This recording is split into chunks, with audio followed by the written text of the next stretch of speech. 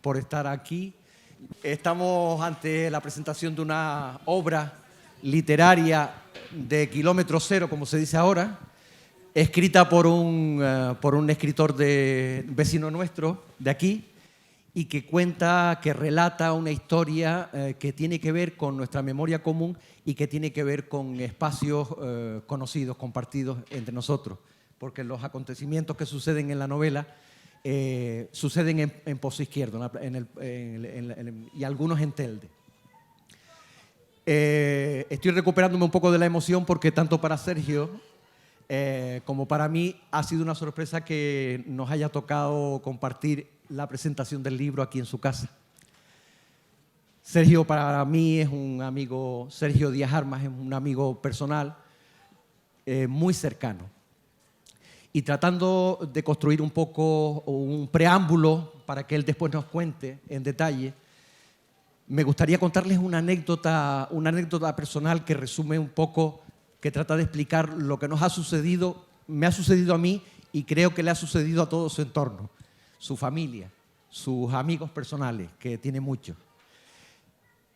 Yo recuerdo que cuando comencé a contar cuentos, las primeras pruebas de los cuentos que metía nuevos en el repertorio, sobre todo con los cuentos que eran infantiles, las pruebas las hacía con el público cercano. También me pasaba con el público adulto. Las primeras pruebas de ese cuento las contaba tomando un café en la cocina de casa o en el patio y observaba la respuesta de la persona a la que le contaba. Y iba construyendo, rectificando el cuento. Este proceso de trabajo en ocasiones era bastante agobiante para los amigos. Quiero decir que perdí algunos amigos en el trayecto porque vengo aquí a tomar café y me subo a un cuento, ¿no? Y a veces incluso repetido porque estaba ensayándolo realmente. Pues con los pequeños, con los chiquillos también me pasaba lo mismo. Las primeras pruebas las hacía con mis propias hijas, con mis sobrinos, con las hijas de mis amigos, porque yo recuerdo a Aurora también en el patio de casa, siendo niña, también contarle algún cuento. Y me ocurrió una anécdota con uno de los sobrinos. Tenía 3 años, me había escuchado casi todo el repertorio a nivel íntimo. Y cuando en una ocasión se puso enfermo, no pudo ir a la guardería porque tenía fiebre, ocurría que acababa en mi casa y lo cuidaba yo, que tenía disponibilidad de tiempo. Y tenía una actividad una mañana y lo que hice fue que me lo traje conmigo. Y cuando me vio contar para otros 200 niños, José David, que tenía 3 años, le fue tornando el rostro, estaba sentado en primera fila, le fue cambiando la cara y cuando terminé de contar estaba tan enfadado que no me habló en todo el trayecto hasta llegar a casa. Y cuando le pregunté que por qué estaba enfadado, me confesó, me dijo, es que eso que tú haces, eso que tú me contabas se lo estás contando a todo el mundo. Y para él traté de entender lo que le había ocurrido, esa imagen que tenía de intimidad con el cuento y de su tío, el concepto de que de repente pudiera dar el salto y ser un profesional de contar historias. Yo, durante estos meses, después de la noticia y de haber leído el libro, tengo la misma sensación que mi sobrino José David, con Sergio. Y yo me imagino que a ustedes también les pasa lo mismo. Y que hay una parte que tiene que ver con que el libro que se presenta, que va a presentar Sergio, es un buen libro, es una historia nuestra, es una historia de nuestra memoria común, pero es que además lo ha escrito Sergio. Es un añadido. Por eso están ustedes aquí hoy y con este sentimiento de orgullo que nos invade por ser tú el que ha dado el paso para escribirlo. Si quieres me encargo yo de contar cómo ha sido tu construcción de escritor. Hombre, por supuesto. Mira, hace ya unos cuantos años decidieron la familia Díaz Armas es una familia muy unida a los progenitores, continúa manteniendo la tradición de las reuniones familiares, aunque ya uno de ellos, el patriarca, no está, han conseguido seguir aglutinando esos encuentros familiares. Y en determinado momento quisieron hacer una experiencia novedosa. Tanto a los jóvenes de la familia como a los más viejos les pidieron que trataran de escribir las anécdotas familiares para componer una historia de la familia, para escribir un libro sobre el anecdotario de la familia. Y quien se encargó de coordinar ese proyecto y quien transmitió mucha ilusión al principio fue Sergio. Cuando tuvo el material en las manos, el material era muy disperso, se repetían anécdotas, se contradecían, porque ya saben ustedes que la memoria a veces es mentirosa, y él se dio cuenta de que quien tenía que escribir las anécdotas, aunque fueran recopiladas de toda la familia, debía ser una sola pluma, debía ser un solo lápiz. De forma que él se encargó no solamente de coordinar la recogida del material, sino que después hizo un trabajo arduo de tratar de construir con una sola voz todas las anécdotas que se contaban, aunque mantuvieran el autor originario, ¿no? Y de ahí surgió un libro que tuvo mucho éxito en el ámbito familiar. Se vendieron toda la publicación. Y probablemente muchos de ustedes tengan en su casa, los que son familiares, tengan en su casa ese libro. Le dedicó tanto tiempo que ocurrió que cuando acabó el proyecto y se materializó en libro el anecdotario familiar, se quedó mano sobre mano pensando, ¿y ahora qué hago? Porque le había cogido gusto a esto de escribir. Y es así como nace el proyecto de novela, que lo hace más por un hábito personal de continuar escribiendo esa habilidad que estuvo entrenando y sin intención alguna de que un tercero lo leyera.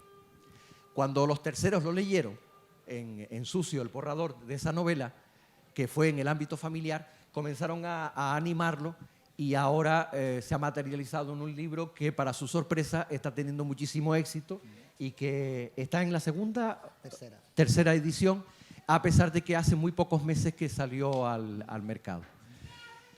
Yo les dejo con Sergio Díaz Armas y con una historia que nos hable de esta historia que les digo que pertenece a la memoria colectiva de los que habitamos este territorio. Muchas gracias, Antonio.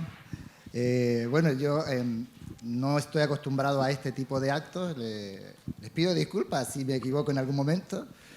Pero bueno, antes que nada, yo quiero agradecer a Antonio la presentación. Quiero agradecer también a la concejala de Cultura por este evento que han hecho, a la concejala también, Yaisa Pérez, porque fue ella quien me llamó y me invitó a participar aquí.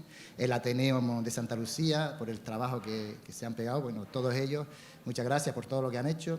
Y agradecerles también, no quiero que se me queden atrás, porque es la segunda presentación que tengo y la primera se me quedaron atrás. Pues bueno, Aurora Díaz, Sergio Díaz, Faina Ascanio y Juan Morales, porque ellos cuatro aportaron fotos, portadas, fueron los que tuvieron la primera lectura y la primera revisión del libro, y gracias a ellos pues ha sido la creación de esta. Y bueno, antes de empezar también decirles que en relación a la anécdota que cuenta Antonio, les prometo que aquí no hay ninguno de los secretos que ustedes me han contado, ¿eh? Los secretos no se describieron.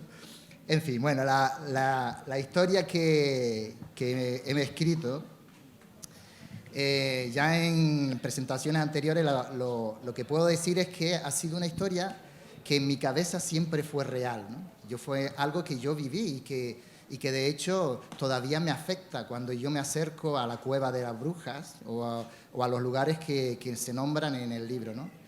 Pero la historia es ficticia, la historia no ocurrió, esto es todo ficticio. Lo que sí es real son los lugares que aparecen, porque en el libro aparecen las salinas, aparece el molino de la Baja, aparecen, bueno, en fin, muchos lugares concretos de la playa de Pozo Izquierdo que están perfectamente localizados, que incluso en una de las primeras páginas hay un mapa descriptivo de la localización de cada lugar, para que puedan verlo. De hecho, hay personas que se han leído el libro, que no son de este municipio, que han venido a Pozo Izquierdo solo para ver la cueva, para ver, y buscándome, me llaman por teléfono, oye, ¿dónde está? ¿Dónde está? En fin, me alegro que por lo menos les haya traído eso, ¿no? Yo sinceramente te digo, con 28 años que tengo, todavía me da miedo entrar en la cueva de las brujas, ¿no? Yo llego allí y la cueva de las brujas es algo muy pequeñito, pero yo llego allí y todavía me impone respeto porque en mi cabeza sigue existiendo esa historia real, ¿no? Esa historia que se creó en mi cabeza. Pero ¿cómo se creó esa historia? Bueno, esa historia, la playa de Pozo Izquierdo, ustedes saben dónde está y si no lo saben, pues solo tienen que tirar un poquito para abajo y se dan cuenta, ¿no? Es la única playa del municipio de Santa Lucía. Ahora es muy conocida porque es el windsurfing, se ha hecho con todo el poder, ¿no? Pero antiguamente era una playa de pesquera, ¿no? Y siempre yo me acordaba cuando metíamos las barcas en el mar, que poníamos unos tablones delante en forma de vía de ferrocarril, ¿no? Íbamos empujando y poniendo... Y esa emoción, porque éramos los niños los que poníamos las maderas, ¿no? Los que hacíamos que el tren funcionara, ¿no? Y era una emoción en aquella época, ¿no? Pues todo eso un poco se ha perdido, ¿no? Ahora sigue siendo pesquero muy poquito, porque solo se aprovecha cuando los tiempos están buenos, y es muy conocida por el tema del windsurf. Pero bueno, siempre ha sido una playa familiar, de pesquera y demás. Entonces, la historia surge por varios acontecimientos que van ocurriendo. Primero, hay una tradición que es una tradición verbal de lo que los padres nos contaban, ¿no? Cuando éramos pequeños, por lo menos de mi generación hacia atrás, les ocurrió algo parecido. Ya de mi generación para adelante hubieron algunas que ya lo fueron perdiendo y las actuales ya no les pasa, ¿no? Pero de mi generación, sobre todo, los padres, para que no nos alejáramos mucho del pueblo, siempre nos decían: no te vayas lejos, no salgas de noche porque las brujas roban a los niños por las noches. Y eso, para mí eso era un pánico. O no te vayas, cuando íbamos a las Salinas, recuerdo que íbamos por las tardes a merendar, seguro que más de uno de los que están aquí iban por las tardes a merendar a las Salinas, y nos escondíamos allí debajo de las sabinas aquellas, en las cuevitas aquellas allí. Algunos íbamos a merendar, otros iban a otras cosas, pero todos iban allí. Y en las Salinas, cuando íbamos, mi madre me decía: cuidado con el pantano. Es verdad, allí había un pantano. Lo que pasa es que era un pantano que te hundía 2 centímetros, ¿no? En el libro es un pantano diferente, te hundes mucho más y se cuentan muchas historias ahí, ¿no? Luego estaba también el Molino de la Baja. El Molino de la Baja yo no llegué a verlo. En el libro hay publicada una foto del Molino Real de la Baja que estuvo instalado en las Bajas de Pozo Izquierdo, pero ese molino se derrumbó con el tiempo, ¿no? Y también se nombran en el libro, y yo iba a pescar a ese molino de la Baja. Ahora ya no queda casi nada porque la pared se ha derrumbado y todo, pero había un molino. Y en fin, hay muchas cosas.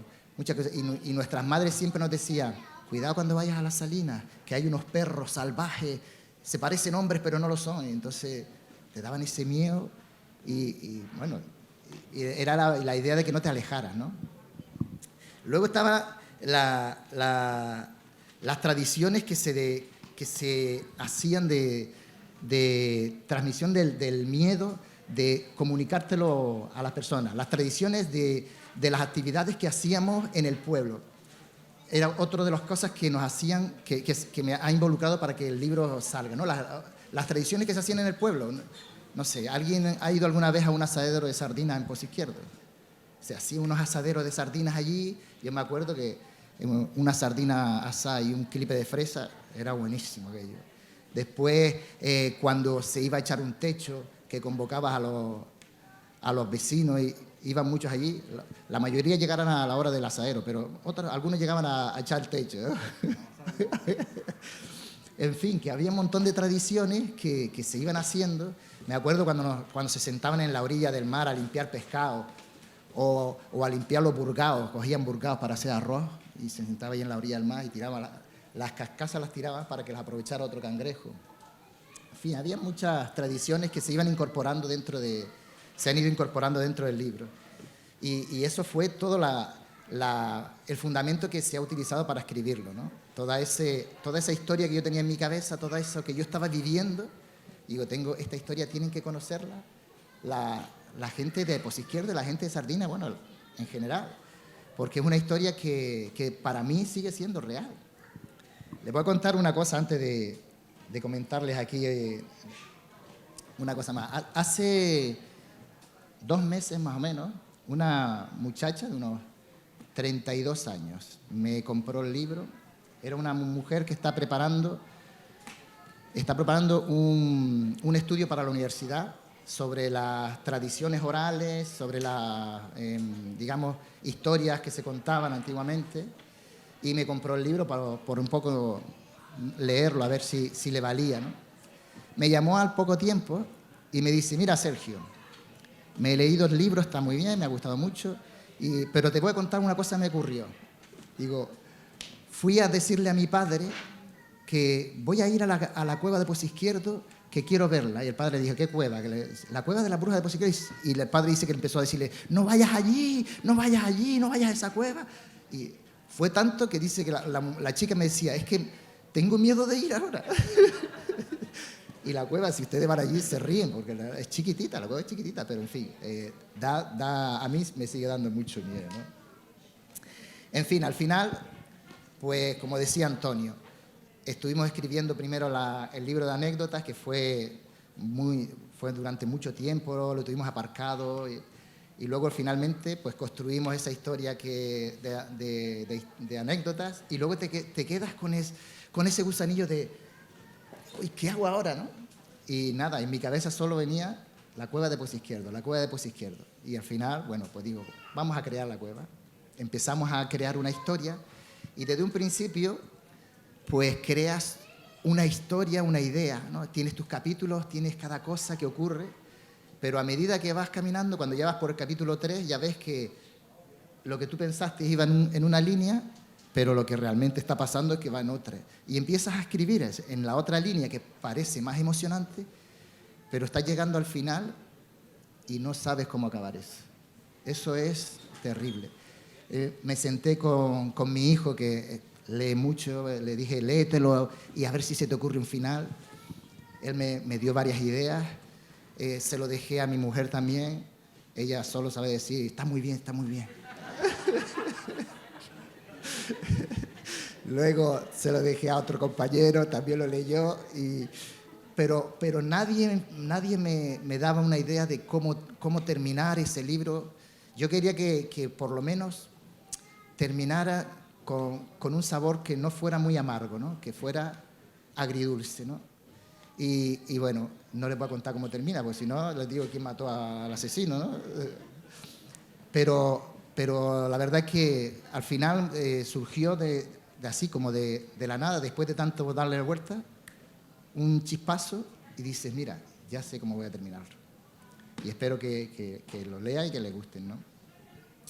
Nada, lo único que puedo argumentarles más es que ¿por qué fue creado este libro? Bueno, pues por las vivencias que hemos tenido, ¿no? Por las vivencias que yo he pasado, por todo lo que hemos visto, por todo lo que nos han contado nuestras madres, por todo lo que nos hemos contado unos a otros, porque a veces yo le contaba a Antonio lo que me decía mi madre y él me contaba lo que le decía la suya o su tía, y se parecía como una patata a una calabaza, pero en el fondo todo tenía la misma intención, ¿no? Que tuvieras cuidado, que no te alejaras de casa, y ese era el propósito, ¿no? Pero al final, todas estas historias, si ustedes la leen, verán que algo de lo que hay ahí lo han vivido ustedes, ¿no? Por lo menos se lo han dicho.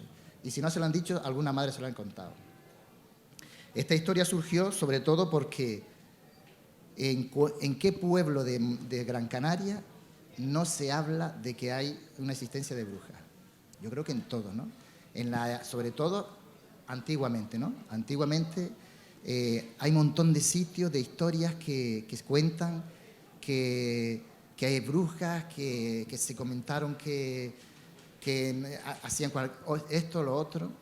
Entonces yo decía, tengo que crear esta historia. Pero claro, me surgía un problema serio, ¿no? El problema serio es que en Pozo Izquierdo no existieron brujas. Sí dijeron que habían brujas, pero no existieron. Pero lo que sí había es que en esa cuevita habían dos mujeres viviendo hace muchos años. Es verdad que habían dos mujeres viviendo, vivían de lo que les daba la tierra, tenían unos cercados plantados delante, tenían muchos gatos. También hay mucha gente que esta cueva la conoce como la cueva de los gatos. Pues había muchos gatos, y esas dos mujeres eran dos mujeres sencillas que vivían de lo que cogían del mar, de lo que plantaban, y también de ayudar a las personas, porque esas mujeres también tenían conocimientos que ahora se han perdido, ¿no? Conocimientos de plantas y de cosas que tradicionalmente usaban como ungüentos para picaduras de peces. Claro, lo que ocurría en esa fecha es que pues, las envidias y los recelos, porque encima podían ser mujeres que estuvieran bien vistas, pues al final ocurría pues, el desenlace que ocurre en esta historia, ¿no? Que son envidias y tramas que convocan a la gente en contra de mujeres a las que acusan por ser brujas y que quizás pues no lo son. Simplemente son mujeres que sean voluntariosas para ayudar y para acompañar y que al final pues las tachan y las etiquetan de lo que no son.